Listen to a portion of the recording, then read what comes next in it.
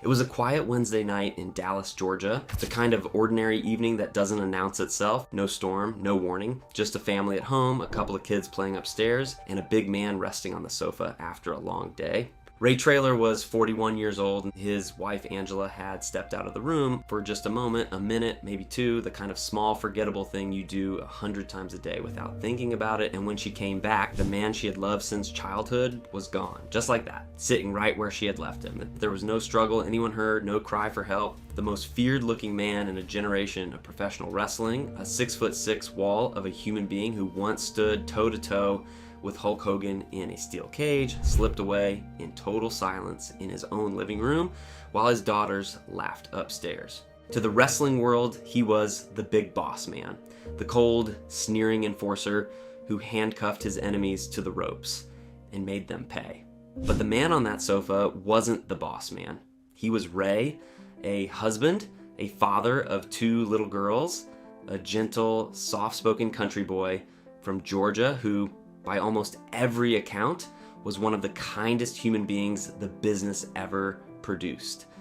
This is the final 48 hours of Big Boss Man, and it's a story that says far more about the man behind the gimmick than any match ever could. But to understand what was lost that night, you first have to understand who Ray Traylor really was. Because the truth about him is almost the complete opposite of the character that made him famous. Raymond Washington Traylor Jr. was born on May 2nd, 1963 in Marietta, Georgia. He grew up a big kid in a working class corner of the South, the kind of place where a man was measured by whether he showed up and did the work without complaining. And that ethic, that quiet, head down, get it done attitude, would define every single chapter of his life. Before he ever stepped into a wrestling ring, Ray Traylor wore a real uniform. He worked as a corrections officer in Cobb County, Georgia, a prison guard, standing watch over some of the roughest men in the state day after day, for a paycheck that didn't make anybody rich. It was hard, thankless, sometimes dangerous work, and it would later become the foundation of the most recognizable gimmick of his career. But in those early days, it was just a job, a way for a young man to make an honest living. That job is the reason the Big Boss Man felt so real to fans years later, because it wasn't an act dreamed up in a writer's room. The nightstick, the cuffs, the cold authority, all of it came from a man who had actually done the job, who had actually carried the keys and walked the cell blocks. When Ray Traylor told you to behave, some part of your brain believed he could make you. He found wrestling almost by accident. While he was guarding inmates in Cobb County, a local Atlanta booker spotted the enormous young man and saw something. Size you couldn't teach, a presence that filled a room. Ray started learning the ropes, paying his dues the hard way on small shows in front of small crowds, and around the mid-1980s, he made his debut for Jim Crockett Promotions, the biggest territory in the South. At first, he was nobody, an enhancement guy, a jobber, the big body they sent out to make the stars look good before losing cleanly and disappearing. He went out under his own name, Ray Traylor, and he did the job night after night without a word of complaint. That was just who he was. Then came the moment that changed everything. Dusty Rhodes was the booker, the American dream, the most powerful creative mind in that company. And one day, almost on a whim, Dusty booked the green young job guy against one of the best workers in the entire world, NWA television champion Tully Blanchard. It was supposed to be a bit of fun at the rookie's expense, a rib. Throw the kid in there against a master and see him flounder. Except Ray didn't flounder. He took everything Blanchard threw at him. He hit the spots clean. He took the finish perfectly, floating into Tully's slingshot suplex like he'd done it 1,000 times. And when it was over, the people who mattered had seen exactly what they needed to see. This wasn't just a big body. This was a big body who could actually go. Dusty pulled him off television for 12 weeks. And when Ray Traylor came back, he was somebody else entirely. Gone was the plain country kid. In his place stood Big Bubba Rogers, a silent, menacing bodyguard in a suit and a fedora, standing watch over the loudmouth manager, Jim Cornette. He didn't need to say a word, he just had to loom, and loom he did. From there, the climb was fast. Big Bubba feuded with Dusty Rhodes himself in a series of brutal bunkhouse stampede battles. He won the UWF Heavyweight Championship in 1987. He was a main event monster, a guy promoters across the country wanted on their cards. And it was only a matter of time before the biggest company in the world came calling. In 1988, Ray Traylor walked into the World Wrestling Federation, and Vince McMahon, and looking at this giant former prison guard, found the gimmick that would make him a legend. They put him back in the uniform, the blue shirt, the badge, the nightstick, the ball and chain. They called him the Big Boss Man, and they paired him with the silver-tongued manager Slick. And just like that, the most authentic heel in the company was born. He was an instant force. He attacked Hulk Hogan during the absolute peak of Hulkamania, kicking off a feud that would carry both men across the country and end in a steel cage on national television, where Hogan superplexed all 350 pounds of him off the top of the cage in a moment fans still talk about. He formed the Twin Towers with Akeem, a terrifying pair of big men who menaced the entire roster. He was, for a heel, about as over as a heel could get. And then the fans did something the Boss Man's enemies never expected. They turned, not because the company told them to, but because Ray Traylor was simply too likable to hate. The crowd started cheering the bad guy, so the company leaned in. They turned him babyface, and in one of the most beloved moments of his career, he refused a payoff from the $1 Million Man Ted, handing back a bag, a belt, and even Jake the Snake's Python, because the Boss Man could not be bought. Honesty over money. It was a gimmick. But with Ray Traylor, it never felt like one. He feuded with the Mountie and locked him in a jail. He went to war with Nails, a supposed ex-convict from his prison guard days, in a violent nightstick match. He left for WCW in 1993 and reinvented himself again and again as the Boss, as the Guardian Angel, as Big Bubba Rogers, once more rolling with the Dungeon of Doom and even the NWO. And then in 1998, he came home to the World Wrestling Federation and put the uniform back on one final time.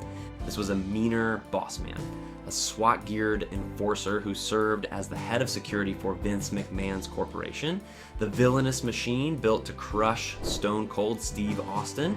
He won the tag team titles with Ken Shamrock. He became a 4-time hardcore champion, a brawling fixture of the most chaotic era in the company's history. He played the most despicable heel angles in the business, mocking a rival at a funeral, getting hanged from a cage by The Undertaker at WrestleMania in one of the darkest images the company ever produced. And those angles were genuinely vicious.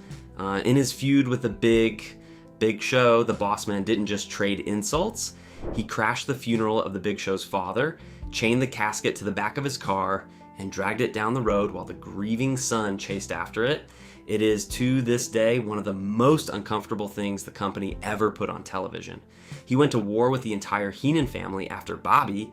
Heenan insulted his mother on the air, turning a low blow into a months-long campaign of revenge. He spent the back half of his career being the guy the audience wanted to see get destroyed, the cold authority figure who deserved everything coming to him. Think about the strange math of that for a moment. The single nicest man in the locker room, a devoted son who would later lose his own mother and be shattered by it, was the one chosen to drag a casket down a highway on national television. The gentle giant who lit up around children was the one trusted to play the cruelest villain on the roster, because that was Ray's gift.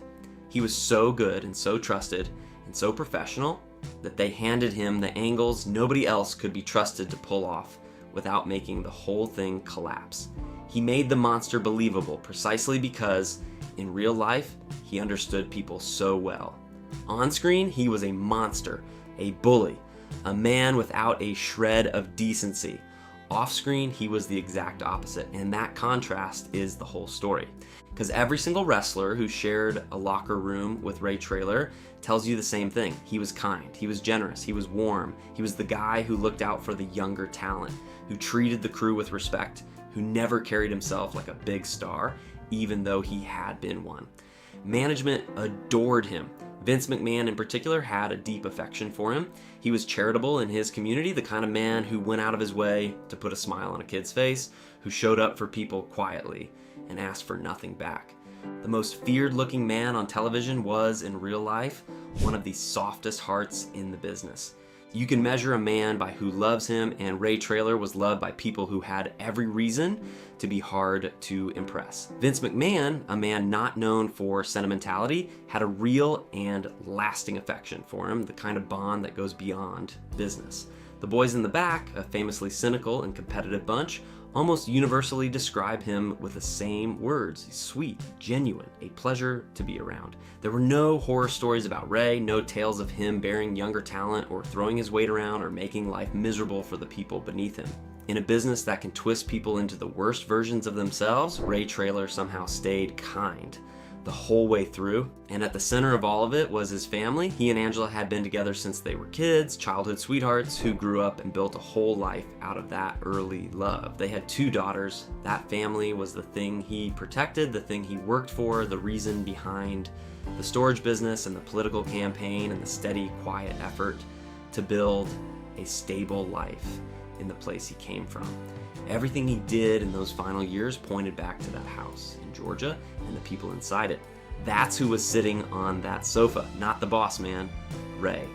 Now hold on to that, because to understand his final 48 hours, you also have to understand what the business had done to his body and what the previous 2 years had done to his heart. Professional wrestling is brutal on the human frame. It is hundreds of nights a year in a different city, slamming a massive body onto a canvas that has almost no give, taking bumps that would put a normal person in the hospital, and then driving through the night to do it again. For a man Ray Traylor's size, it was even harder, carrying that much weight, throwing it around, landing on it year after year after year. Every joint pays a tax, every landing leaves a mark. And the size itself, the very thing that made him a star, was its own slow burden. Big men are what wrestling has always wanted. The bigger you are, the more the camera loves you, the more the promoter pays you, the longer you stay employed. So the business reward size demands it, builds entire careers around it. But the human heart was not designed to power a frame that large for decades through hundreds of high adrenaline performances a year on a schedule that never stops and a body clock that never resets. The same proportions that made the big boss man look unstoppable in the ring placed a quiet, relentless strain on the engine inside his chest, the kind of strain that does its damage invisibly over years with no symptoms loud enough to make a busy man sit down and worry. By the time the bill comes due, it is often already too late to argue with it. That is the hidden arithmetic of the giant in professional wrestling. The crowd sees power, the body keeps a different ledger entirely. By the year 2000, the miles were showing. Ray underwent knee surgery.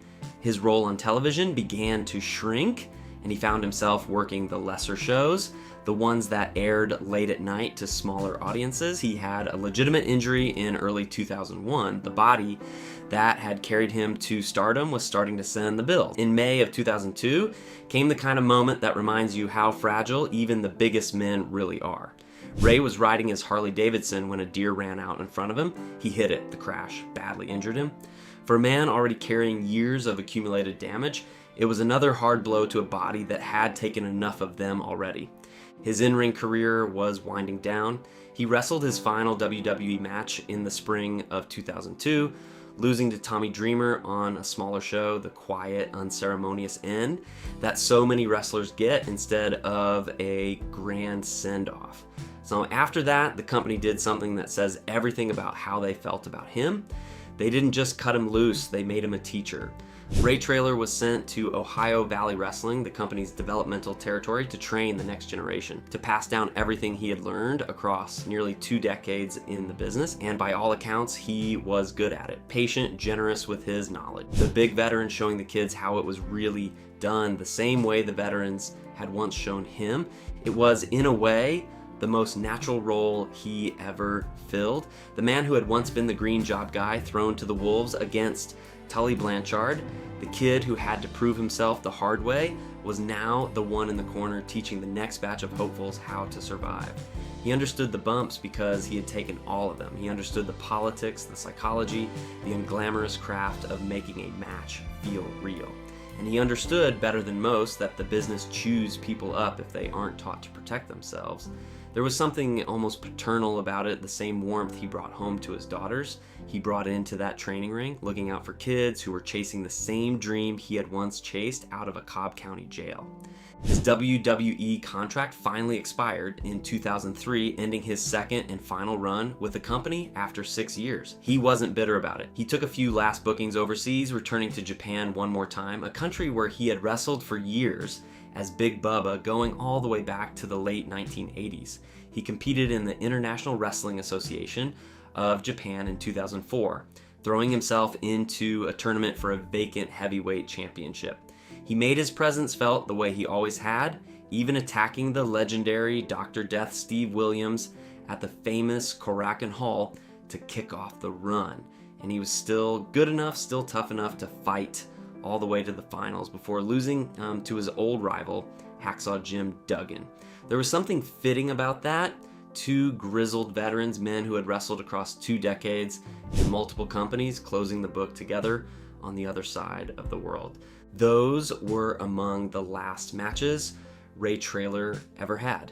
And then for the most part, he came home, back to Georgia, back to his family, back to the quiet life he had always actually wanted. And here's where the story turns dark. Because the 2 years before that quiet Wednesday night were not kind to Ray Traylor's heart, not the muscle, the man. In 2003, the wrestling world was rocked by the sudden death of Curt Hennig, the legendary Mr. Perfect. Hennig was a close friend of Ray's. They had been drafted onto the same brand together, even formed a short-lived tag team near the end of Ray's run. They were brothers in the way that only people who have lived that strange traveling circus life can be. And when Hennig died far too young, it hit Ray hard, genuinely hard. The kind of loss that stays with you, that you carry into quiet rooms long after the funeral is over. Then came an even heavier blow, the heaviest one a person can carry. A little over a month before his own death, in the late summer of 2004, Ray Traylor lost his mother. She passed away. And for a man as devoted, as rooted in family as Ray was, that loss would have been an ocean. There is no preparing for it. There is no getting over it in a month.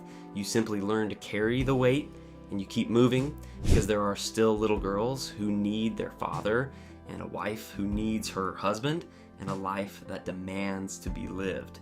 So picture the man in the final stretch of his life, 41 years old, a body that had given nearly 2 decades to one of the most punishing professions on earth, carrying years of injuries, a major motorcycle crash, the grief of losing a dear friend, and now the fresh, raw, bottomless grief of burying his own mother. All of it stacked quietly on those famously broad shoulders. And yet, and this is the part that makes the whole thing so heartbreaking, by every outward sign, Ray Traylor was building something good. He had not retreated into the shadows the way so many former wrestlers do. He had not disappeared into regret. Instead, he threw that same relentless work ethic into a brand new life in Paulding County, Georgia, the place he called home. He started a business. He owned a storage company in Dallas, Georgia, called RWT Enterprises, his own initials over the door, a regular guy running a regular operation in his own community. He got involved in local life in a way that surprised people who only knew the snarling television character. He organized and attended memorial ceremonies for the victims of the September 11th attacks, standing with his neighbors in remembrance. And then he did something almost nobody saw coming. In July of 2004, Ray Traylor ran for public office. He campaigned to become commission chairman of Paulding County. The big boss man, the fictional symbol of cold authority, was trying to win the trust of his actual neighbors and serve them for real. He didn't win the race, but the very fact that he ran tells you everything. This was a man who wanted to plant roots, who wanted to give back, who was thinking about the future, about his community, about the years ahead. He had plans. He had a business, a campaign, 2 daughters to raise, a wife he had loved since they were children, and a wrestling family that still wanted him around. In fact, he was scheduled to reunite with the original members of the Midnight Express on an independent show the very next month. A fun, nostalgic booking surrounded by old friends. There was a calendar full of tomorrows. That is the cruel shape of this story.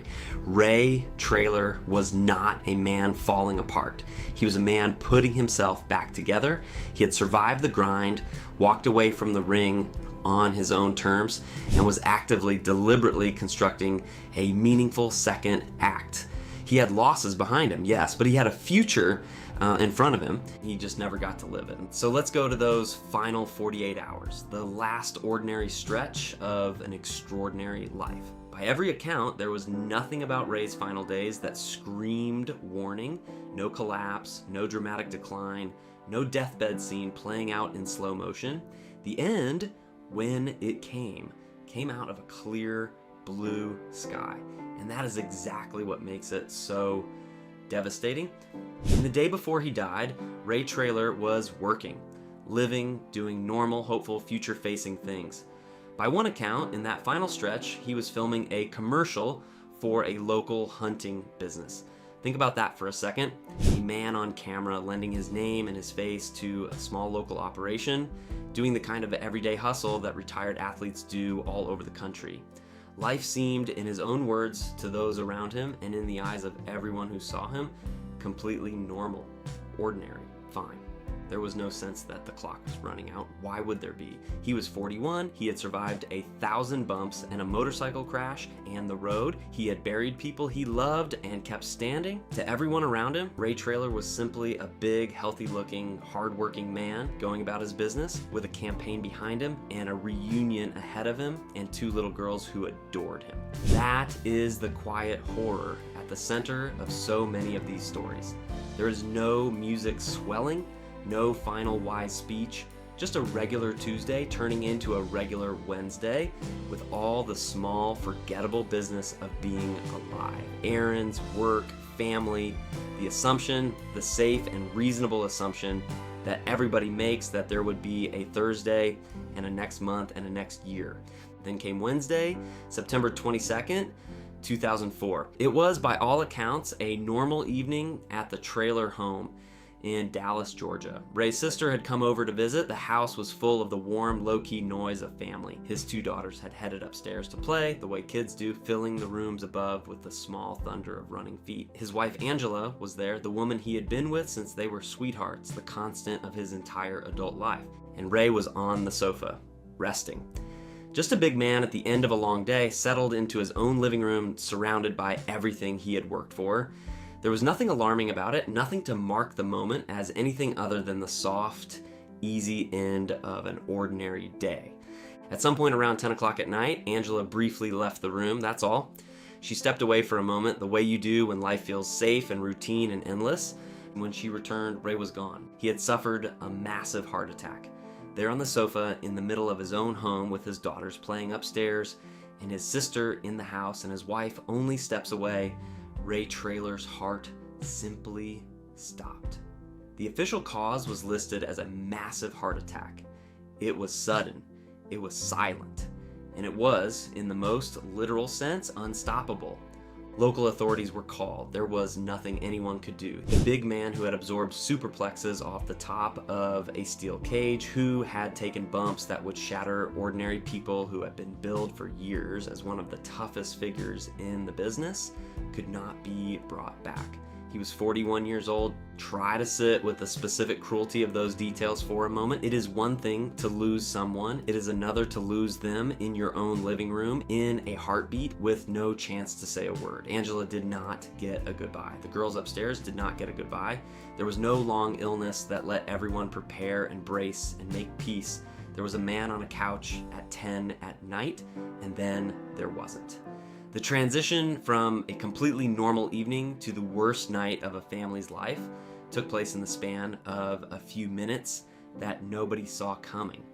A month after burying his mother, Ray Traylor's own family was now planning his funeral. There's a particular kind of cruelty in a sudden death like this, and it falls hardest on the people left behind. When someone is sick for a long time, there's at least the chance to prepare, to say the unsaid things, to hold a hand, and make peace. Sudden death steals all of that. One moment everything is normal, the television is on, the kids are playing, dinner is settling, and the next moment, your entire world has been rearranged in a way that can never be put back. Angela did not lose her husband over weeks of decline. She lost him in the time it took to step out of a room and come back. There's no bracing for that. There's no version of that night where anyone could have done anything differently. It simply happened in the cruelest and quietest way imaginable, and the people who knew Ray had to absorb it the same way, with no warning at all. The news moved through the wrestling world the way these things always do, fast and then slow, a whisper, then a wave of disbelief. Wrestlers picking up phones, confirming with each other that it was real, that it had actually happened, that big, gentle, indestructible Ray was actually gone. Because that was the thing nobody could process. It wasn't just that a wrestler had died young. The industry, tragically, had grown used to that. It was that this wrestler was Ray Traylor. The nice one, the kind one, the one who had done everything right, who had walked away from the ring in one piece, who had a business and a family and a future. If it could happen to him sitting on his own sofa on an ordinary Wednesday, it could happen to anybody. The company released a statement that captured the contradiction at the heart of his career better than any of his matches ever did.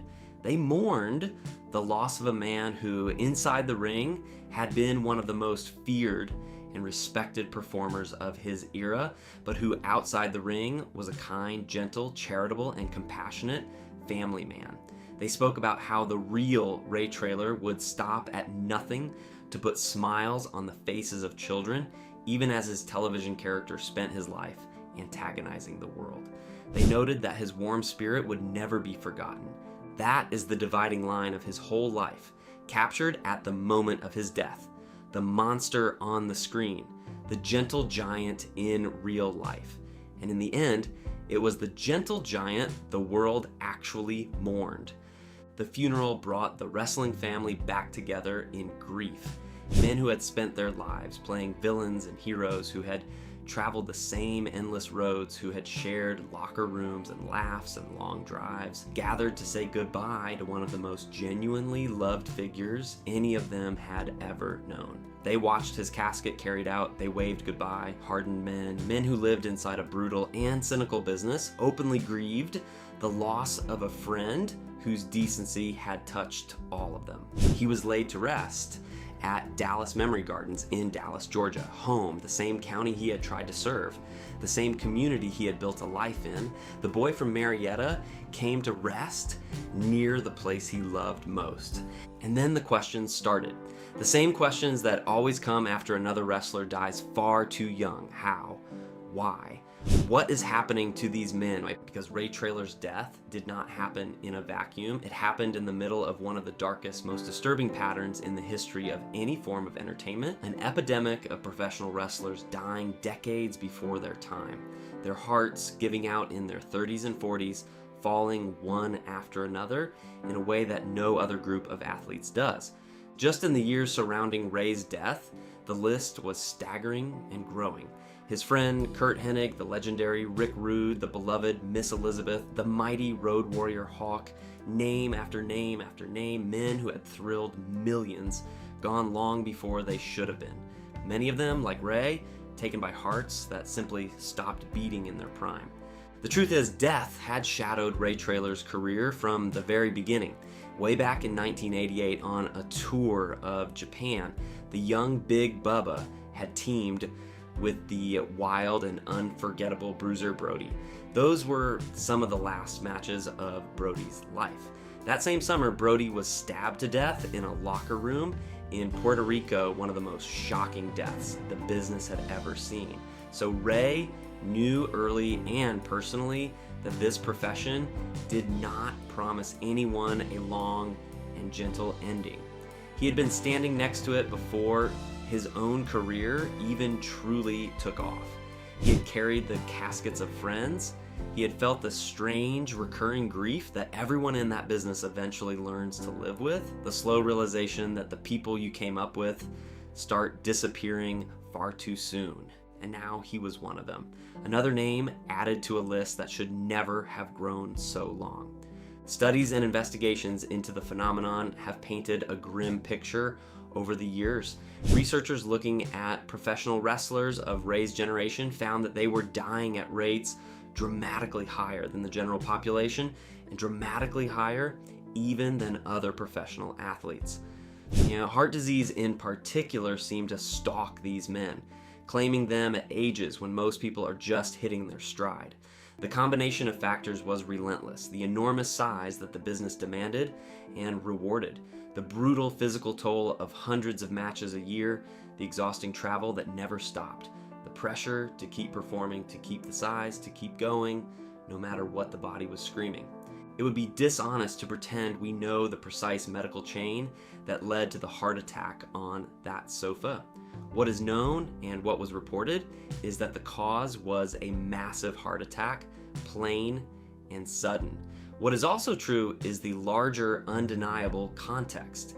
Ray Traylor was a very big man in a profession that asks enormous men to do impossible things to their bodies for years on end, and then sends them home to live with the consequences.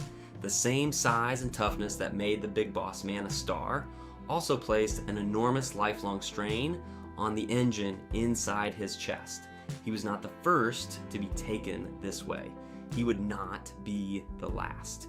And every time it happened, it forced the same uncomfortable conversation about the real cost of the show, the price these performers pay long after the cheering stops, the bill that comes due in quiet living rooms, on ordinary nights, in front of families who never saw it coming. But it would be a mistake to let the manner of his death define him, because Ray Traylor was so much more than a cautionary tale. He was a genuine star, a brilliant performer who could make you believe, and above all, a deeply good man whose absence left a hole that the people who knew him say has never quite closed. Time passed, the years rolled on, the business changed, became more corporate, more careful, more aware of the toll it had taken on the men who built it, but Ray Traylor was never forgotten. Not by the fans who grew up terrified and thrilled by the boss man, not by the peers who knew the kind soul behind the badge, not by the company that had loved him. In 2016, 12 years after that Wednesday night, the WWE finally gave Ray Traylor the honor his career had earned. The Big Boss Man was posthumously inducted into the WWE Hall of Fame, and in a detail that would have meant everything to him, the man chosen to induct him was Slick, his original manager, the silver-tongued partner who had walked him to the ring all those years ago when the whole journey was just beginning. His widow Angela and his 2 daughters were there to accept the honor on his behalf. The little girls who had been playing upstairs on the night he died, now young women standing in front of the world to receive the recognition their father never got to see. It was a beautiful moment. It was also an unbearably sad one, because the man it honored should have been standing right there with them, big and warm and grinning, soaking it all in. He had earned it. He just didn't live to hear the applause. That is the legacy of Ray Traylor, a career that spanned the territories and the giants and the glory years. A character so authentic that fans believed every snarl and every swing of the nightstick. A performer good enough to share the ring with Hulk Hogan and the Undertaker, and the best of an entire era.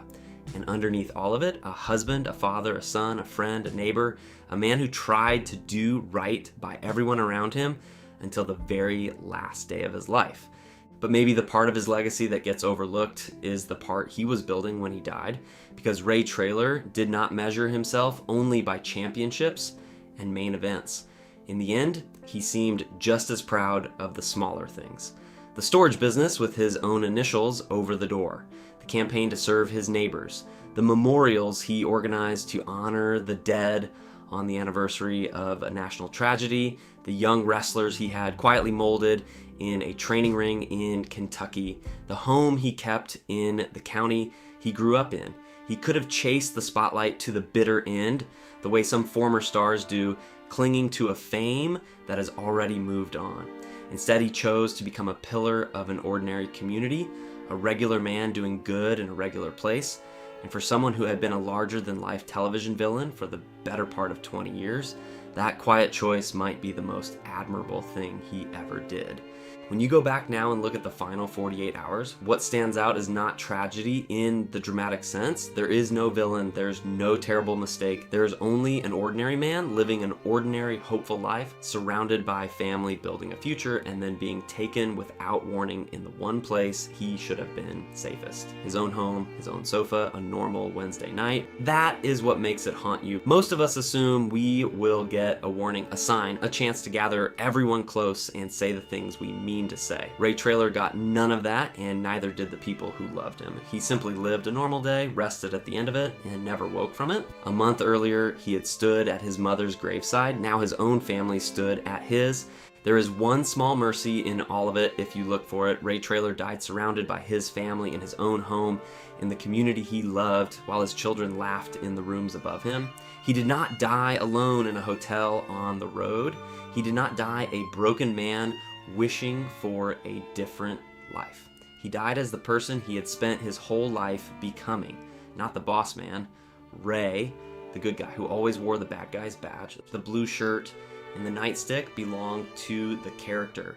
The kindness belonged to the man, and in the end, it was the kindness that everyone remembered and the kindness that they buried that day in Dallas, Georgia.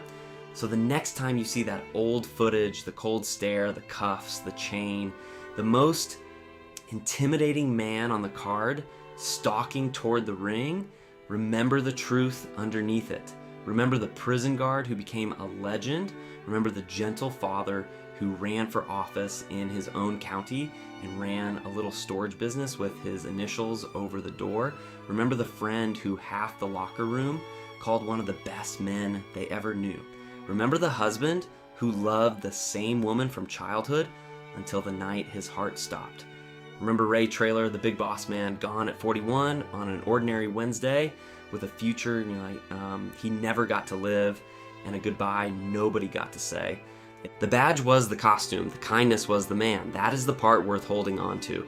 Not the chain or the nightstick or the snarl, but the country boy from Marietta who guarded a jail, climbed to the top of the wrestling world, walked away with his decency intact, and spent his last years trying to be good to the people around him. The character frightened millions. The man comforted everyone who actually knew him. And when you measure a life that way by who grieves and how deeply, Ray Traylor was about as rich as a person can be. He deserved more time. He earned more time. And the fact that he didn't get it is the quiet tragedy that sits at the center of one of wrestling's most genuinely beloved lives.